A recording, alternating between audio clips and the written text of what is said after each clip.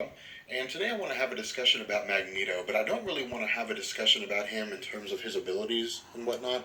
I feel like that's been done to death. What's going on, guys? This is Rob, and today I want to have a discussion about Magneto, but I don't really want to have a discussion about him in terms of his abilities and whatnot. I feel like that's been done to death. I want to have a discussion about Magneto as far as who he is as an individual and his philosophical viewpoints.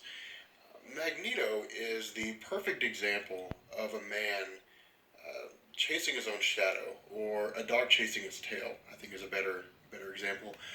Magneto is he is a perfect example of a man who has allowed his personal experiences to dictate his life rather than allowing them to influence his life. And here's what I mean by that. A lot of us, or I don't know if I'd really give it a particular number, I would say that some of us have grown up in households where we have experienced nothing but good times, great memories, and family get togethers, and great Christmases and Thanksgivings. And we have experiences in life after that that are sometimes negative and sometimes reinforce our positive views of humanity.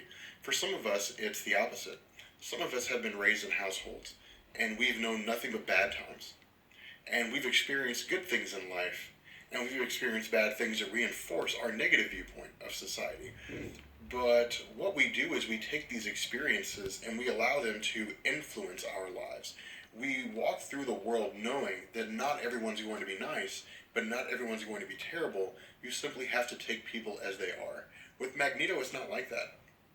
Magneto, of course, was raised during the era of the Holocaust of World War II, and he has allowed both this experience and future events that have taken place throughout humanity itself and the involvement of humanity in terms of their oppression of mutants to dictate his viewpoints of humanity. And so he has this very cynical view. His idea is that the only way mutants will be free is if they are freed from humanity. And that can only be done in one of two ways. Either humanity is eradicated entirely, or humanity is forced into a position of subservience to mutants. And we actually see that play out. We see that play out in the House of M storyline, albeit for a very short time, when the Scarlet Witch alters reality and mutants are now the ruling class and humans are subjugates. And of course, at the pinnacle of it all is the House of M, or the House of Magneto. Um, what's really kind of intriguing here is that despite the fact that Magneto's past experiences have led him to believe that humans are inherently a threat to humanity, his very actions and the events that he engages himself in reinforce this viewpoint in humanity. Because of the fact that Magneto constantly engages in acts that effectively try to spark a war between humans and mutants, he does nothing more than increase the rift that currently exists between humans and mutants. And this really seems to be something that he doesn't recognize, or something that he refuses to recognize. Now, the question that I would pose here is, are his views justified? Is he justified in saying that humanity will inevitably come to a point where they will wage war against mutants, and either mutants have to be prepared for it, or mutants simply have to nip that in the bud and force humanity into subservience? There have been several instances in the Marvel Comics universe where we've seen different scenarios play out based on these ideologies.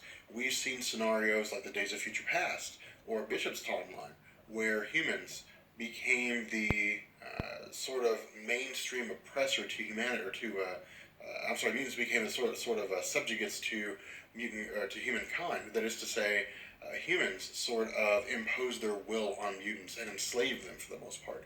We've seen instances like the Age of Apocalypse or the House of M, where mutants are ruling over humanity, and humanity kind of exists in a state of subjugation and a state of fear. We've seen instances, again, from Bishop's timeline, where during the Summer's Rebellion, humanity and mutants band together to fight a single cause. The single cause being to cast off the sentinel oppression of the world as a whole. We see these different instances play out, but when you're kind of looking at the world through Magneto's eyes, he's a very intelligent human being, or I guess a very intelligent mutant. And so when he looks at humanity overall, that is to say, from the time that humanity first waged war against itself, all the way to the present day, you've seen nothing but instances where an advanced class has ruled a less advanced class.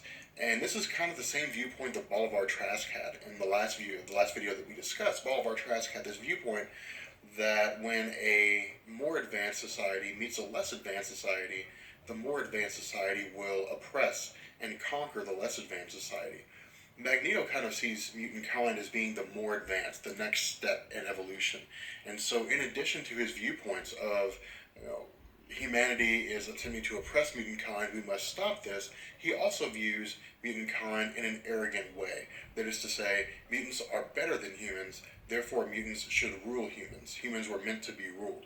And this, I think, is really kind of the core of his belief system. It's really kind of the focal point. I think his views on humanity and the oppressive nature of humanity and so forth kind of spin around. And I think that his views in terms of his life experiences kind of spin around. But when you're talking about someone as powerful and charismatic as Magneto, I think that the core belief, the eye of the storm, so to speak, is this idea that mutants are the next step. And it makes no sense for mutants to be oppressed or to be anything less than the ruling class and society overall. But in the end, I think that Magneto has really demonstrated himself to be a very popular character. And in fact, I think he's ranked number one across the board for the most part with regards to his popularity among fans. I mean, he was the first villain the X-Men fought, and he's been in the comics ever since. He really hasn't gone away. He's disappeared for a time. He's come back as Zorn, kind of come back as somebody else. But he's always been in the background. He's always been the hidden hand behind a lot of different things.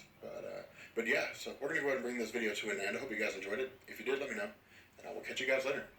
Peace.